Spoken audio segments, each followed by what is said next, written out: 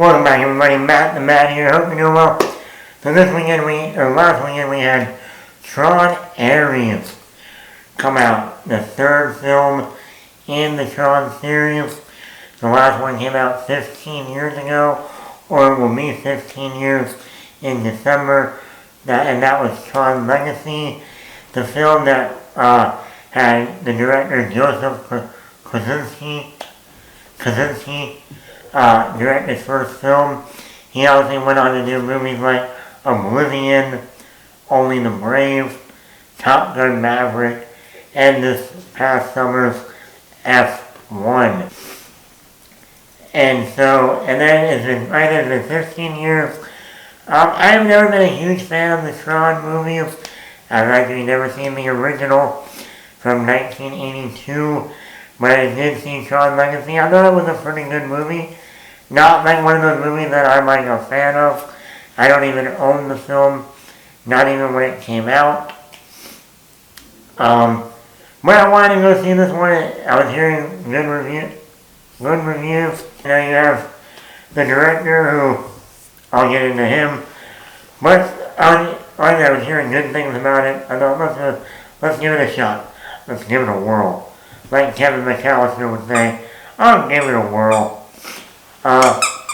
Sorry if you hear some noise, that's my dog. So, just, hey. Let go.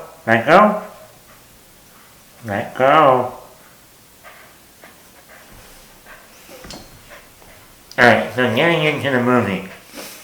Positives. Jared Leto, I know a lot of you will either hate him or like him. He plays the computer program Ares in the film. And for a computer program that doesn't have much personality or emotion, I thought he did a good job. I think he was the most consistent character in the film. And I thought he did a fine job. Also, Greta Lee, who's this other competing technology person trying to find a way to bring this idea or program or way of mechanisms called permanence, where a program from the grid can come into our world and be permanently here rather than only for like 28 minutes. And so she's competing against Evan Peters' company. And I'm not really going to find out. I wish they went more into her emotional story, dealing with her sister.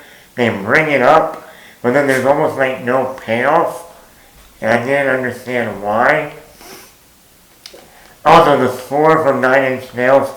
Obviously, everyone loves the score from the last movie, Tron Legacy, that had Trent Reznor and Atticus Ross. 9 Inch Nails is doing this one. And once again, that's one of the big highlights of the movie. To me, if you take out the visuals, even though I didn't think the visuals were as good as the last movie, but if you take out the music and the visuals, there's nothing to this movie. That's why I say when I go into my negatives, number one, Evan Peters. I like Evan Peters, but all he does in this movie is shout. Right? All his dialogue is, hey. All his dialogue is shouting, and that's really all he does. Hey. That's all he does throughout the movie. Am I then getting into the visuals? Number one, we're not in the grid almost at all in this movie, and when we are, it's only in one room. Compared to what we saw in Tron Legacy, this movie compares in comparison. There's almost no grid. So what you're really looking at is our world with a few aspects of the grid coming in. And it's not as visually stimulating. The story has a lot of concepts that don't go anywhere. I don't like that. I don't like when movies do that. Hey, we're going to give you all these interesting ideas and concepts, but we're not going to pay them off. Like I was just mentioning about Greta Lee and her sister. ideas and storylines even that, oh, when you talk about like permanence, now that's for the grid. But I thought there was going to be some sort of interesting way that maybe she's going to have her sister come back or something new with her sister, but there wasn't. And this director is truly a gun for hire. And the director for this movie, Joseph Kosinski, did not return. He was busy working on F1. So they brought in a director that Disney has been hiring now over and over and over again. He's like a gun for hire. Like, he doesn't bring anything to the table. They just said, Disney was like, we need a director to direct this movie. We don't give a shit who you hire, just hire somebody. And it shows. Joaquin Roning, I think that's how you say his whole name, I'm sorry if I'm butchering, but he is a gun for hire. His first movie was Pirates of the Caribbean, Dead Men Tell No Tales, the last Pirates movie they made, the fifth one, one of the weakest Pirates movies, and that's saying something when you look at the fourth one also. And then he did Maleficent 2, Mistress of Evil, another really bad movie. And then he did do the movie back in 2024, Young Woman in the Sea, and I like that film. That's the only film that I like that he's done. And now he's done Tron Ares.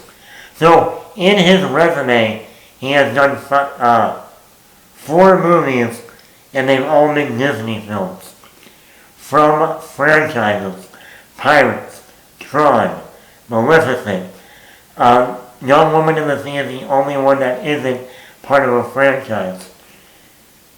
And once again, and even with that movie, Young Woman in the Sea, you still see the blueprint of Disney's other sports movies. So once again, he's not bringing anything new to the table. He is just a gun for hire. And it shows in this movie. You don't get the wow and the interesting visuals and idea and, just filmmaking like Joseph Kosinski made with Tron Legacy. Or what Gore Verbinski did with the pirate films. And like I said, this is just, and I was actually bored throughout the halfway through this movie. I was actually falling asleep or starting to fall asleep. That's not good. So yeah, I would give this like a 3.5 out of 5. If it wasn't for the music and Jared Leto, I would not even care about this movie. If they make a fourth one, I highly doubt it. This movie only made $30 million opening weekend at over 100 and something million budget.